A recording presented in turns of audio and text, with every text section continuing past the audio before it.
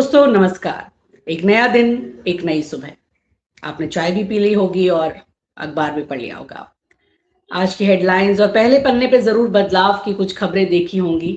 ये छोटे छोटे बदलाव हैं लेकिन इनके संकेत बहुत बड़े बड़े हैं। देश में काफी समय से महसूस किया जा रहा था कि एक जो झूठ का नैरेटिव फैलाया गया है, अब वो धीरे धीरे करके ढह रहा है। और जो जेंजी आंदोलन हुआ, उसने तो इस झूठ के नैरेटिव का कहा जाए कि उसका एक पुर्जा पुर्जा खोल करके रख दिया। जो सपने दिखाए गए थे, जो बातें बताई गई थी, वो कहीं पूरी नहीं हुई। युवा अपनी आकांक्षाओं को लेकर सड़कों पर है, उसे रोजगार नहीं मिल पा रहा है। परीक्षा ठीक से हो जाए, इतनी बुनियादी चीजों के लिए वो संघर्ष करता हुआ नजर आ रहा है। चुनाव हो चाहे देश में या किसी भी तरीके के और प्रतियोगी प्रतियोगिताएं हों या कुछ भी चीज हो, कहीं कोई पारदर्शिता नजर नहीं आती है। भ्रष्टाचार, मौकों की कमी, समानता न होना, ये तमाम चीजें हैं जो इस सरकार की देन है। लेकिन अब इसके झूठ का नैरेटिव टूट रहा है और जेनजी ने इसमें बड़ी भूमिका निभाई है। और अब लग रहा है कि विपक्ष भी इस वैक्यूम को भरता हुआ नजर आ रहा है। तो ये बदलाव क्या कहते हैं? बदलाव मैं बात कर रही हूँ जो दो उपचुनाव हुए हैं, मध्य प्रदेश के दतिया में और बिहार के बांकीपुर में। दोनों ही जगह बीजेपी हार गई। और बांकीपुर में तो ऐसा हुआ कि जो इनके राष्ट्रीय अध्यक्ष हैं बीजेपी के, उनकी खाली की हुई सीट थी। तो वहां बीजेपी का हार जाना बहुत कुछ कहता है, बहुत कुछ कहता है कि अब इनका जो किला है वो धीरे धीरे ढह रहा है। क्या कुछ इनके संकेत है? क्या वाकई इनके झूठ का नैरेटिव अब खत्म हो रहा है और जो विपक्ष है वो उस जगह को भरने की कोशिश कर रहा है जो इनके इस सारे व्यभिचार और सारे भ्रष्टाचार की वजह से पैदा हुई है? हमारे साथ जुड़े हैं आज वरिष्ठ पत्रकार और विश्लेषक मनीष शर्मा जी। उनके साथ ही हम इस बातचीत को करेंगे। मनीष जी, आपका बहुत बहुत स्वागत है।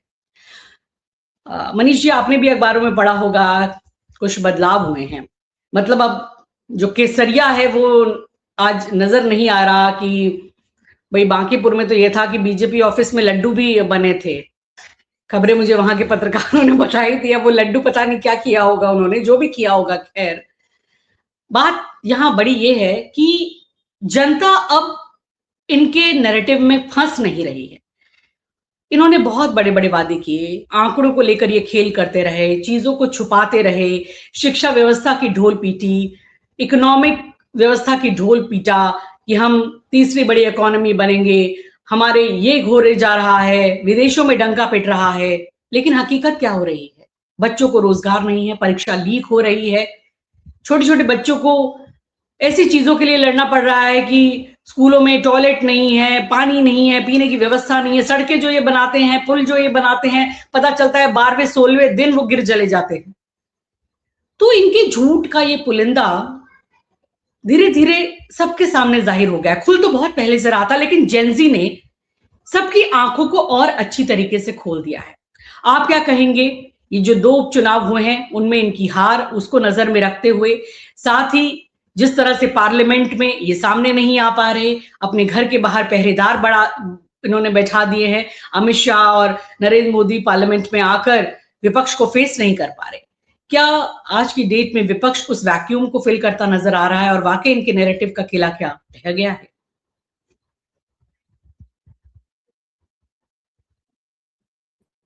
अनम्यूट कीजिए जी। नहीं, जी। आप इसको ऐसे देखिए। 2024 को अगर आप देखिए तो भव्य राम मंदिर के उद्घाटन के बाद और उसके बावजूद 400 पार का जो नारा दिया, उसके बाद आप देखिए कि वो जो सोशल लोकेशन वाला हिस्सा था, सामाजिक न्याय वाला हिस्सा था, उसने अपने आप को हिंदुत्व की राजनीति से अलग कर लिया। अगर आप उसमें आप देखी होंगी कि अयोध्या बिहार गए, 35-37 सीट यूपी में हार गए, प्रधानमंत्री की जीत का अंतर कम हो गया। मतलब बड़ा धक्का था, 240 पे आ गए, 400 पार वाले 240 पे आ गए। जनरली ये माना जाता था कि जो बीजेपी का कोर वोटर है वो बेसिकली किसी भी हालत में बीजेपी के साथ ही रहेगा, किसी भी हालत में, कुछ भी हो जाए। कोर वोटर जिसको आप अपर हिस्से का बोल सकते हैं, कि वो आप सीएसडीएस का जिसका भी सर्वे देखिए तो ये मान के चला जा रहा था। अब वो आरएसएस बीजेपी इसको टेकन फॉर गारंटेड मान लिए थे। उन्होंने भी एक तरह से मान लिया था कि हम कुछ भी करेंगे, ये हमारे साथ रहेंगे। और आप ये जो जेनजी आंदोलन है, ये बेसिकली इसका अगर आप इसका कोई एनालिसिस करेगा, बाद में कोई सर्वे करेगा, तो ये एनालिसिस आप करेंगे तो आपको पता चलेगा कि वो बेसिकली वो जो कोर वोटर है बीजेपी का, उसका 80% इसमें है। मैंने उसी की थोड़ी क्षमता है इस तरह के परीक्षाओं में, नीट और इस तरह की परीक्षाओं में, इंजीनियरिंग या मेडिकल इस तरह की परीक्षाओं में वो हिस्सा एक है, मान लीजिए वो पिछले कह लीजिए उसके पहले की पीढ़ी जो थी, मान लीजिए वो भी कोर वोटर था। उसने कहा आधी रोटी खाएंगे, मंदिर वही बनाएंगे। मैंने उनके दिमाग में था कि राम चाहिए हमको, ठीक है बाद में सोच लिया जाएगा, रोजगार के बारे में, शिक्षा के बारे में सोच लिया जाएगा। तो आप समझिए कि उसकी पिछली पीढ़ी राम को लाने के लिए चली आई मोदी जी के साथ, और उसकी नई पीढ़ी जो थी उस 10 साल में वो ओवर एज हो गई। मतलब किसी एग्जाम के लिहाज से देखिए तो ओवर एज हो गई। मैंने उसको एक तरह से कह लीजिए कि अब वो किसी अर्थव्यवस्था का हिस्सा नहीं बन सकती है। वो मान के चल रही थी कि सत्ता भी हमारी है, अर्थव्यवस्था भी हमारी है, हमारे पास संसाधन भी है, हमारी पार्टी भी सत्ता में, तो वो मान के चल रही थी। अब मान लीजिए ये जो 24 के बाद का ये जो जेनजी आंदोलन है, इसने एक बात कर दिया कि उस कोर वोटर को डैमेज करना शुरू किया। वहां ये बात चली गई है कि राम भी नहीं मिले, माया भी नहीं मिली, माया मिले न राम। माने उसके पिछली पीढ़ी को राम नहीं मिले और नई पीढ़ी को माया नहीं मिली, मतलब शिक्षा और रोजगार नहीं। ये आम तौर पे इससे बहुत बड़ा झटका है। ये समझ लीजिए कि ये जो सोशल लोकेशन उससे अलग हुआ था संघ बीजेपी से, भाजपा से, अब मान लीजिए वो कह लीजिए कि उसका कोर वोटर वहां कह लीजिए कि कुछ फाइनली डैमेज है वहां पे। आपको ये बांकीपुर का चुनाव आपको देखना होगा ना, दतिया का चुनाव देखना होगा आपको, तो आपको इस नजरिए से सोचना होगा कि वो बेसिकली जो सामाजिक न्याय वाला हिस्सा वो तो ऑलरेडी उस पर नकारात्मकता उसके चली गई है बहुत पहले, 2024 में ही चली गई। लेकिन उसका जो कोर वोटर है, जिसको मान के चल रहे थे कि यहां कुछ नहीं हो सकता है, कुछ भी नहीं हो सकता है, ये यहां दरार पड़ी है, यहां दरक गई है जमीन। मैंने कह लीजिए कि पॉलिटिक्स ही यहाँ पे लगभग दरक गई। मतलब आपके पास क्या बचा? आपके पास सामाजिक न्याय वाला हिस्सा नहीं बचा, आपके पास कोर वोटर नहीं बचा, तो बचा क्या आपके पास? ये जो आप ये बीजेपी के लिए, आरएसएस के लिए एक गंभीर संकेत है। मैंने ये एक तरह से कह लीजिए, क्या बोलते हैं उसको, वो चावल का जो देखना होता है कि एक चावल देख करके पूरे चावल में पकने के बारे में वो हम लोग अनुमान लगा लेते हैं।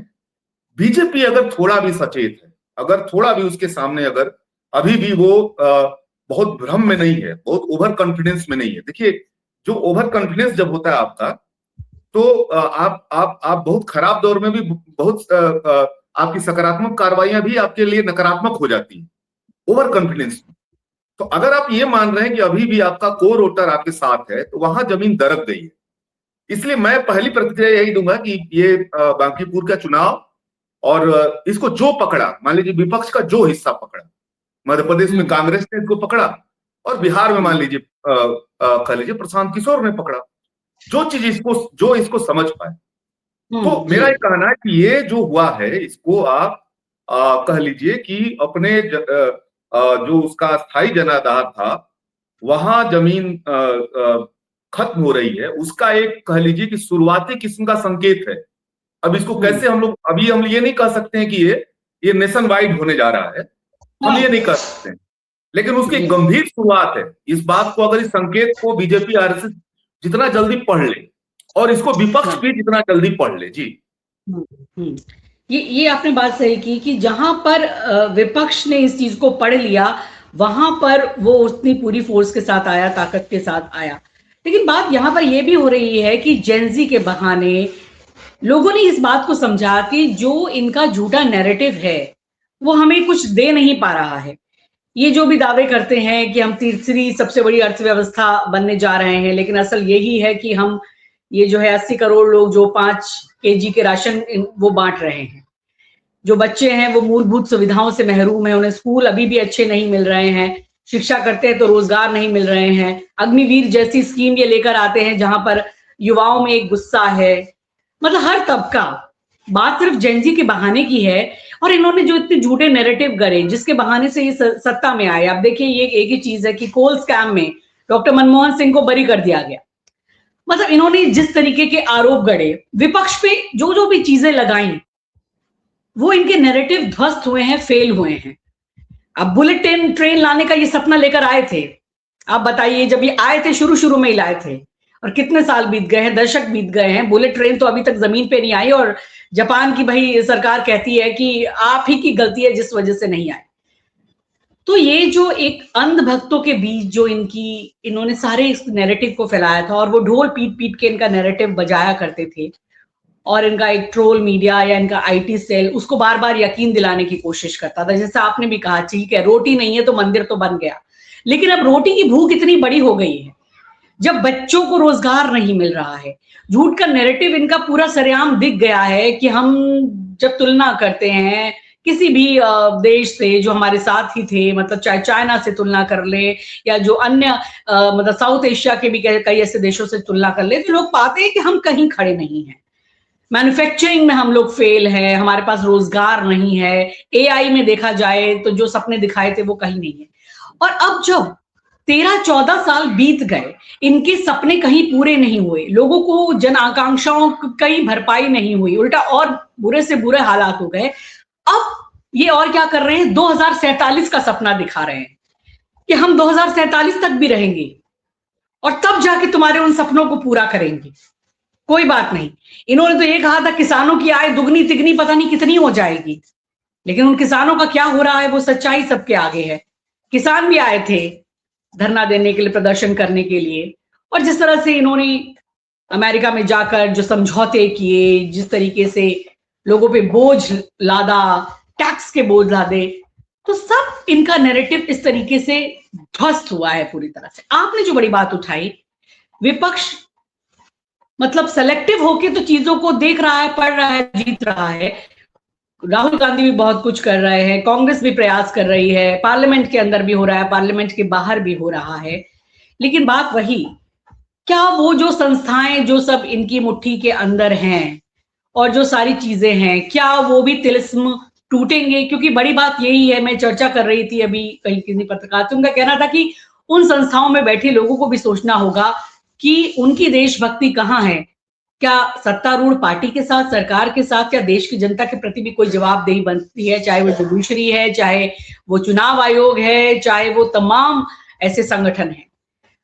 तो विपक्ष अपने आप को इन सबके बीच कितना और अब तैयार करे, क्योंकि सारा माहौल एक तैयार हो चुका है, इस बार उसे चूकना नहीं चाहिए। किस तरह से पढ़ते हैं इस पूरे माहौल को आप? एक बड़ा मौका है बेसिकली, अगर आप इसको समझिए कि बेसिकली आरएसएस बीजेपी अपने सारे सड़ांध को, उसके कुछ बड़े नैरेटिव थे, उससे उस सड़ांध को ढक लेते थे। आमतौर पे उनका हिंदुत्व की राजनीति थी। 2024 में वो ध्वस्त हुआ। अब चढ़ावा चोरी के बाद वो लगभग कह लीजिए कि खत्म हो गया, या आप कह लीजिए कि मोदी ब्रांड था, जो बेसिकली कहीं भी कोई चुनाव, कोई विधायक नहीं लड़ता था, कोई सांसद नहीं लड़ता था, मोदी ही लड़ते थे। वो ब्रांड बिकना बंद हो गया। जो राष्ट्रवाद का उनका जो था, उसके उसके नीचे सारी चीजों को दबा देते थे। तो अब उसको ट्रम्प साहब ने उसका पोस्टमार्टम कर दिया कि आपको 500 बिलियन का डॉलर का वो हमारी शर्तों के हिसाब से समझौता करना होगा, ईरान से रिश्ता रखना है कि नहीं रखना होगा। 100 बार बोला सीज फायर हम कराएंगे, तुम्हारी राजनीति खत्म कर देंगे, रसिया के साथ रहना है कि नहीं रहना है, ये सारा चीज। ये जो 3 उनके पास बड़े नेरेटिव थे, वो नेरेटिव अब ध्वस्त हो गए। तो अब उनकी जितनी सड़ान थी, मतलब बेसिकली क्या होता है ना कि पॉलिटिक्स में परसेप्शन का बड़ा मसला होता है। तो बीजेपी का परसेप्शन बड़ा था, मैंने विपक्ष के मुकाबले बीजेपी का जो परसेप्शन था वो ऑलरेडी बहुत बड़ा था, और इसीलिए बीजेपी विपक्ष अगर कोई सकारात्मक काम भी करता था तो वो अंधेरे में खो जाता था, क्योंकि उसका परसेप्शन बहुत बड़ा था। मैंने उसमें एक बात समझा लिया था कि वो दुनिया में विश्व गुरु भारत को बनाएगा, राम लौटेंगे, मैंने हमारा जो सांस्कृतिक विरासत है वो उसकी वापसी होगी, और एक ऐसा हीरो आया है मोदी जो पूरी दुनिया में भारत का नाम रोशन करेगा। तो उसके नीचे सारी चीजें दब जाया करती थी। वो दौर कह लीजिए, वो दौर 24 से खत्म होना शुरू किया है, चैप्टर वहां शुरू हुआ है, लेकिन आते आते जेनजी आंदोलन तक ये सारा दौर लगभग ध्वस्त हो गया है। अब सारी सड़ान बाहर है। तो अब मामला विपक्ष के खाते में है कि वो इस मसले को कैसे देखता है, वो इस प्रश्न को कैसे देखता है। जैसे मान लीजिए अभी जो ये संसद में जो ये आपका देख लीजिए कि ये जो धर्मेंद्र प्रधान का इस्तीफे का जो सवाल हो, अब अमित शाह की तरफ बढ़ गया, या वो आप कह लीजिए कि अगले चरण में वो मोदी की तरफ बढ़ रहा है। अमित शाह के बढ़ने का मतलब, जैसे स्वेटर है ना, उसका एक गांठ खुलता है तो सारा गांठ खुलने लगता है, जितना खींचे वो चलता रहता है। तो इस पूरे मामले में क्या हुआ कि ये टैक्टिकली इसमें विपक्ष ने अच्छा लिया पूरा ये इस मामले में कि धर्मेंद्र प्रधान को पहले बोला, तो वो विकेट गिरने का मतलब तुरंत आगे चला गया। क्योंकि इस जेनजी आंदोलन ने एक काम किया है कि अकाउंटेबिलिटी जो लोकतंत्र की बहुत बड़ी बात होती है, वो पिछले 12 सालों में वो सवाल ही गायब हो गया था। माने जवाबदेही, लोकतंत्र में संवाद और जवाबदेही, ये बहुत बड़ी बात होती है, जो हम लोग भूल गए थे, मतलब लोगों ने भूल गए थे मोदी काल में लगभग। उसको जेनजी ने जिंदा किया कि आप अगर कोई गलती कर रहे हैं तो किसी न किसी को जवाबदेही लेना पड़ेगा। तो वो धर्मेंद्र प्रधान शुरू हुआ, लेकिन वो धर्मेंद्र प्रधान पे फोकस नहीं था, वो असल में मोदी पे फोकस था। तो धर्मेंद्र प्रधान पहले जाएं, अभी गए हैं, उसके बाद 20 तारीख की जो बर्बरता है उसमें अमित शाह आ गए। इन्होंने धर्मेंद्र प्रधान के इस्तीफे में भी बहुत लेट किया, जिससे नुकसान मोदी का हुआ। अब ये अमित शाह पे भी लेट करेंगे क्योंकि उनको आप ये नहीं कर सकते।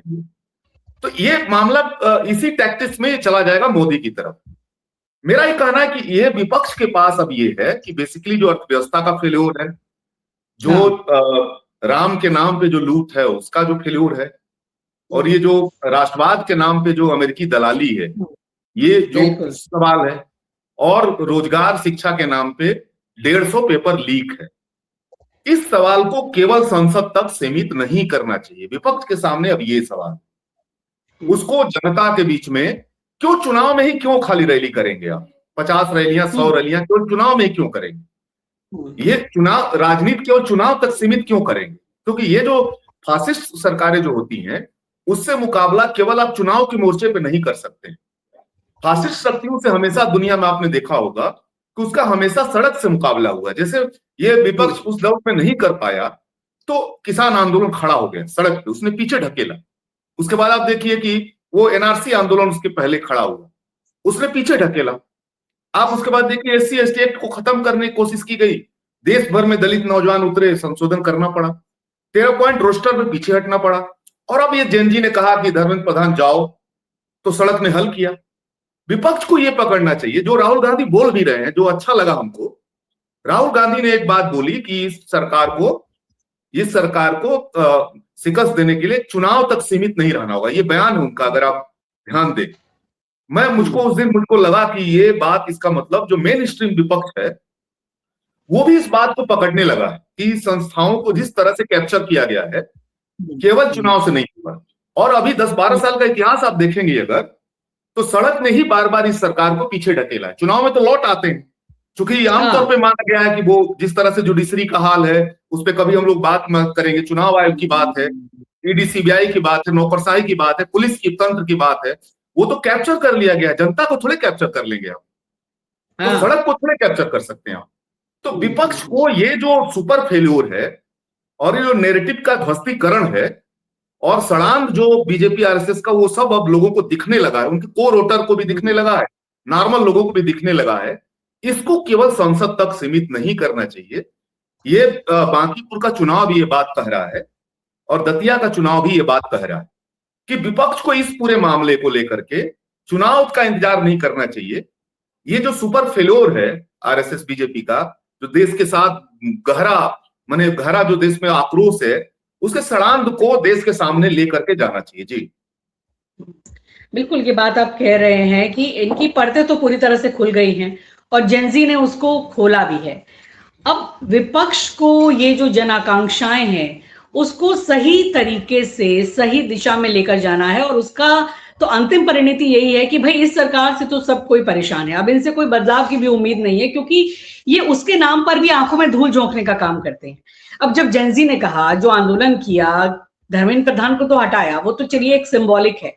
उनकी मांगे क्या थी कि पूरी परीक्षा व्यवस्था में आमूलचूल परिवर्तन हो, NTA जैसी जो संस्था है जो RTI के दायरे में नहीं है, पूरा भ्रष्टाचार वहीं से बहकर नीचे आता है, आप वहां सुधार कीजिए या उसे बदलिए। कोचिंग संस्थानों को लेकर जो इतना गड़बड़ झाला है उसे ठीक कीजिए। जो आपने पूरा एक आरएसएस को सभी विश्वविद्यालयों में और सभी संस्थानों के ऊपर थोप दिया है, और उस विचारधारा को जो कि एक कुंद कर रही है हमारी एक जिसे कहना चाहिए कि साइंटिफिक टेम्पर को छात्रों के, हमें आगे नहीं बढ़ने दे रही है, वो सारी बातें परिवर्तन की है। और आपने क्या किया, आपने कहा हम कानून ला रहे हैं जो पेपर लीक के बाद कैसे कैसे सजा देगा, 10 साल की सजा देगा, 10 करोड़ का जुर्माना लगा देगा। फिर वही आंख में धूल झोंकने का काम। छात्रों ने कह दिया नहीं, हम इससे संतुष्ट नहीं हैं, हमें जो सही परिवर्तन है, संस्थागत परिवर्तन है, जो बुनियादी परिवर्तन है, हमें वो चाहिए। कानून तो आपको पहले भी थे, यही कानून उनका गुजरात में भी था, 2023 में लाए थे। उसके बाद वहां भी 35 परीक्षाएं लीक हो गई, वहां पर भी कितने लोग 201 लोग पकड़े गए, गिरफ्तार हुए, सजा किसी को नहीं हुई। फिर आंख में धूल झोंकने का काम करते हैं। फिर छात्र कुछ बोलते हैं तो इनका ट्रोल मीडिया निकल आता है।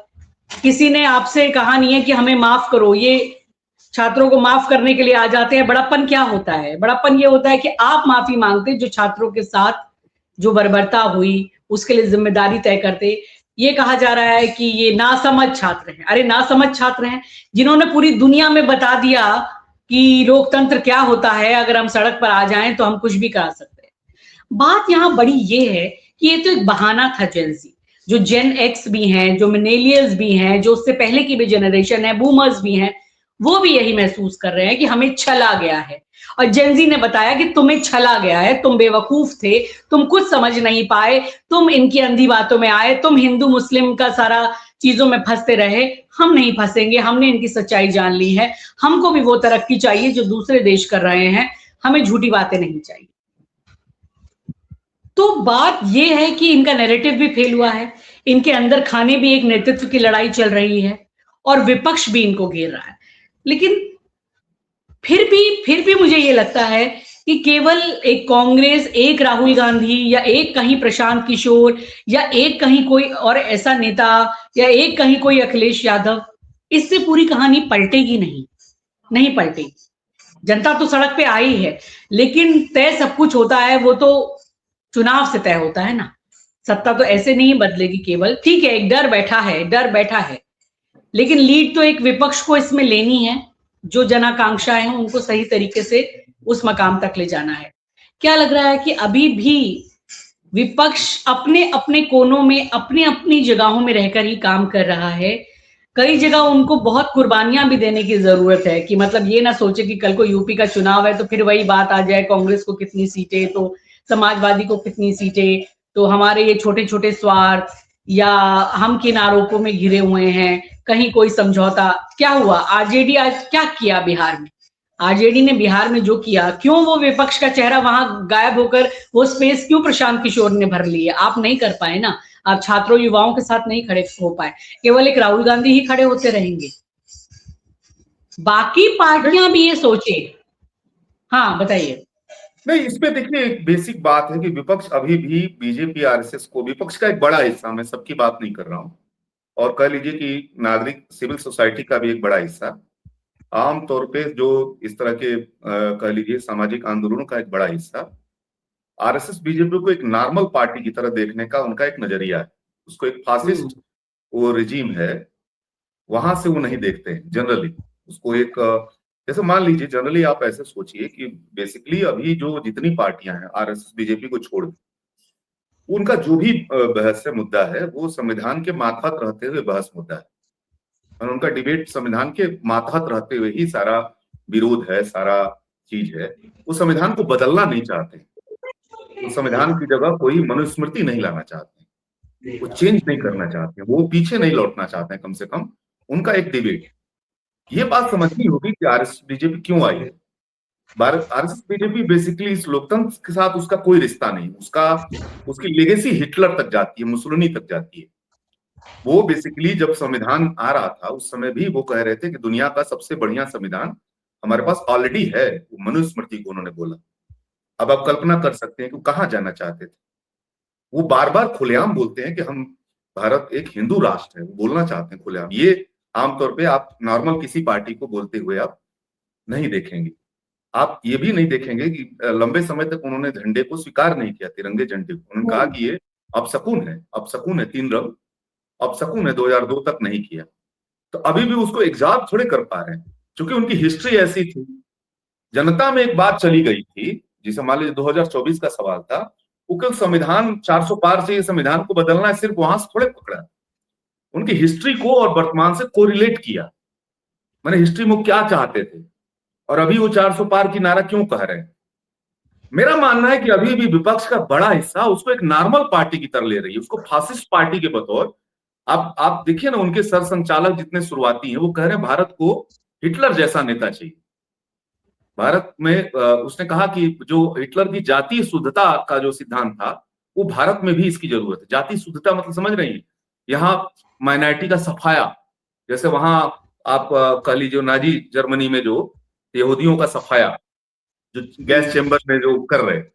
मेरा ये कहना है कि अब ये जब तक यहां नहीं बात आएगी कि संविधान बचाने का मतलब नॉर्मल बात नहीं है, ये एक ऐसी पार्टी सत्ता में है, व्यवस्था में है, जो हमको 14वीं सदी में, 15वीं सदी में, 18वीं सदी में ले जाना चाहती है अपने आधुनिक मकसद के लिए। मैंने ऐसा नहीं कि वो 14वीं सदी में जाना चाहती है, लेकिन उसका जो आधुनिक मकसद है, उस मकसद के चलते वो पीछे ले जाना चाहती है। ये बेसिकली अभी विपक्ष इस मामले में एकता नहीं है। राहुल गांधी ने इस बात को थोड़ा, लेफ्ट ने थोड़ा इस बात को थोड़ा समझना पहले से शुरू कर दिया है, इसीलिए राहुल गांधी इस बात को बोल रहे हैं। लेकिन उनकी पार्टी अभी उनकी बात को नहीं समझ पा रही। यहां भी एक गैप है, यहां भी एक अंतर विरोध है। माने कांग्रेस पार्टी का सपा का मामला नहीं, कांग्रेस पार्टी का डीएमके का मामला नहीं, कांग्रेस पार्टी का राजद का मामला नहीं, राहुल गांधी बनाम कांग्रेस का भी सवाल है। ये जो अभी इस बात को लेकर के खड़ा हो रहे हैं, जो मनुस्मृति का सबसे ज्यादा जवाब है, वो कह लीजिए वो सामाजिक न्याय के एक चैंपियन के बतौर कांग्रेस राहुल गांधी के नेतृत्व में एक बड़ा बदलाव हुआ है, आप देखिए। और आमतौर पे अडानी को टारगेट करने का कोई हिम्मत आमतौर पे नहीं करता था, वो कर रहे हैं। आमतौर पे आरएसएस को टारगेट करने का कोई हिम्मत नहीं करता था, बीजेपी को टारगेट करते थे लोग, वो कर रहे हैं। आमतौर पे सावरकर को टारगेट करने का हिम्मत आमतौर पे कोई नहीं करता था, यहां तक कि इंदिरा गांधी ने भी नहीं किया सावरकर को। आप समझ लीजिए, मैंने महाराष्ट्र की राजनीति को ध्यान में रखकर राहुल गांधी ने वो भी रिस्क लिया। लेकिन अभी राहुल गांधी बनाम कांग्रेस भी है, मतलब इसको भी समझना है। राहुल गांधी बनाम खाली विपक्षी पार्टियां नहीं है, राहुल गांधी बनाम उनके स्ट्रक्चर में अभी जो पॉलिटिकल स्ट्रक्चर है उनका, उस स्ट्रक्चर में अभी राहुल गांधी जो लेके आना चाहते हैं उसको अभी एक्सेप्ट करना नहीं स्वीकार किया। वहां भी अभी स्ट्रक्चरल प्रॉब्लम है, मतलब वो पार्टी का संगठन है जो पुरानी पद्धति के साथ चल रहा है, उस मैंने जो पुरानी राजनीति थी उस राजनीति का संगठन है। अभी आपको जब नई राजनीति लेके खड़ा कर रहे हैं तो संगठन भी उसी अनुरूप, आपको उसमें भी एक बड़ा परिवर्तन होना चाहिए, उसमें थोड़ा थोड़ा परिवर्तन हो रहा। मेरा कहना है कि ये मौका तो बड़ा था, मतलब बीजेपी के पास। अब देखिए असु जी, एक बात समझ लीजिए, मैं आपसे कहना चाहता हूं इसमें, बीजेपी पहली बार 14 के बाद के इतिहास में पॉलिटिक्स विहीन हो गई। मतलब उसके पास पॉलिटिक्स नहीं है, उसके पास केवल राज मशीनरी है, केवल राज मशीनरी है। और एक बात और मैं आपसे कहना चाहता हूं, दुनिया में जहां चुनाव नहीं भी होते हैं, तानाशाही होती है, वहां भी पॉलिटिक्स विहीन नहीं होता है वो तानाशाह। पॉलिटिक्स का मतलब यह है कि समाज के अलग अलग हिस्से को, भले चुनाव ना हो रहा हो, लेकिन समाज के अलग अलग हिस्से को आपको संतुष्ट करना पड़ता है। अगर आप केवल वहां दमन के बल पे अगर रुकना चाहते हैं तो दुनिया में बहुत सारे तानाशाहों को लोगों ने पलट दिया है। अगर आप उसको इतिहास में देखेंगे, वहां चुनाव नहीं होते हैं, लेकिन पॉलिटिक्स तब भी करनी पड़ती है। तानाशाही माने राज मशीनरी बना और प्लस पॉलिटिक्स। बीजेपी पहली बार हिंदुस्तान की राजनीति में देख रहा हूं कि पॉलिटिक्स विहीन हो गई है, केवल राज मशीनरी है। और ये मौका हमको लगता है कि ये समझना चाहिए कि विपक्ष के पास ये मौका है। विपक्ष इसको अगर उसको एक फासिस्ट पार्टी की तरह देखना नहीं शुरू करेंगी तो जेनजी खड़ा हो जाएगी, कोई प्रशांत किशोर भी खड़ा होंगे, कोई तमिलनाडु में आप देखिए कि वो थलपति विजय खड़ा होंगे। आप इसको समझिए इस बात को, और फिर हम कहेंगे कि वो गलत दिशा में चले गए। जैसे एक आप शुरुआती दौर में जेनजी जब खड़ी हुई तो बहुत सारा जो स्थापित विपक्ष है उसका तरह तरह की आलोचना में था। सवाल क्या है? सवाल ये है कि आपने तो उसको नहीं समझा ना, आपने जेनजी को समय रहते नहीं पकड़ा ना, तो आपने नहीं पकड़ा और कोई और पकड़ लिया, मान लीजिए उसने पकड़ लिया, काकरोच को पकड़ लिया, जिसने भी पकड़ लिया मान लीजिए, अगर आप उसको लीड नहीं करेंगे तो कोई और लीड करेगा, और अगर आप लीड नहीं करें कोई और लीड करेगा, फिर वो गलत दिशा में भी जा सकता है। मैं तो यहां तक कहता हूं कि 2011 का भी जो आंदोलन था, अन्ना आंदोलन भी, क्या इस बात को कोई इनकार कर सकता है कि गुस्सा नहीं था लोगों में? गुस्सा तो था। हाँ। उसका इस्तेमाल कोई कर लिया, आप नहीं किए। मैंने अगर कोई जेन्युइन विपक्ष नहीं कर पाया, जेन्युइन लोग नहीं कर पाया उसका, या समझ नहीं पाया उस गुस्से को, तो कोई और उसका यूज कर लिया। इस आंदोलन का भी जेनजी में एक वास्तविक गुस्सा है, इस बात से कोई इनकार कर सकता है क्या? उसका कोई और यूज कर लेगा और फिर आप उसको आलोचना करते रहिए। आपने तो पहले ही उसको छोड़ दिया, मैंने नकारात्मक दिशा में ले जाने के लिए आपने तो पहले उसकी आलोचना शुरू कर दी। मेरा ये कहना है कि अभी के दौर में जो बदलाव हो रहे हैं, अगर विपक्ष उसको नहीं पकड़ेगा तो कोई इस तरह का और भी विपक्ष इसको पकड़ेगा, नया विपक्ष भी पैदा होगा। वो जगह जगह हमको बिहार में, तमिलनाडु में और दिल्ली में जेनजी आंदोलन के जरिए हमको दिख रहा है। जी जी, बिल्कुल। वही मेरा कहना था कि टुकड़ों-टुकड़ों में ना हो के पूरा देश भर की आकांक्षाओं को पूरा करना है। क्योंकि देखिए, इस सरकार से पूरी तरह उकता चुकी है जनता, बदलाव उनको चाहिए। उनको पता है कि बिना बदलाव किए अब जो है उनका प्रारब्ध, उनकी किस्मत बदलने वाली नहीं है, क्योंकि ये वही ढकोसले वाली सरकार है, ये वही अपना फटाडोल बजाने वाली सरकार है। इनके पास हमें देने के लिए कुछ नहीं है, कुछ नहीं है, कुछ नहीं है, और ये जेन ज़ी ने बता दिया है। तो विपक्ष के लिए यहाँ पर बहुत कुछ सबक हैं कि वो अपने घमंड को भी थोड़ा छोड़े, अपने छोटे-छोटे स्वार्थों को भी थोड़ा छोड़े, और जो एक एक पूरे सिस्टम से उकताई हुई जनता है, परेशान जनता है, गुस्से में भरी हुई जनता है, उसे एक ऐसा विकल्प दे कि उसके अंदर एक भरोसा पैदा हो कि इनको हटाकर जो हम इनको चुन रहे हैं, इस विपक्ष को, तो ये हमारे लिए सब कुछ करेगा। जो ये अभी स्थापित लोग हैं, वो कुछ नहीं कर पा रहे और हमें केवल अंधकार की ओर धकेल रहे हैं, एक गर्त में धकेल रहे हैं। तो आपको ये विश्वास पैदा करना है। विश्वास पैदा करने की बहुत हद तक कोशिश राहुल गांधी कर रहे हैं, लेकिन चूंकि बहुत और भी अन्य दल हैं जिन्हें इसमें शामिल होना होगा, क्योंकि लड़ाई, जैसे आपने कहा कि फासिस्टवादी ताकतों से, केवल एक सिंपल एक पॉलिटिकल पार्टी से लड़ाई नहीं लड़ी जा रही। तो इन चीजों को समझते हुए और इस मौके को देखते हुए और जेन ज़ी आंदोलन के इस सहारे में आके विश्वास को जीतते हुए विपक्ष को इसमें एक कारगर भूमिका निभाकर एक अच्छा बेहतरीन विकल्प पैदा करना होगा। तो आज की चर्चा से यही बात निकलकर सामने आई है। तो ये विपक्ष के लिए सबक है। पार्टी तो ये घबराई हुई है, देख ही रहे हैं कि देश में जो कुछ चल रहा है, अब इनके संभल नहीं रहा, तो इनके दिन अब कितने बचे हैं, इनके जाने की उल्टी गिनती शुरू हो गई है। लेकिन उसको कितनी और मजबूती से भरा जाता है, जन आकांक्षाओं को कैसे पूरा किया जाता है और विपक्ष की कितनी रचनात्मक भूमिका इसमें रहती है, आने वाले समय में इसे देखने का इंतजार रहेगा। बहुत बहुत शुक्रिया आपका मनीष जी इस चर्चा में हमारे साथ जुड़ने के लिए, और तमाम दर्शकों आपको भी बहुत बहुत शुक्रिया। नमस्कार।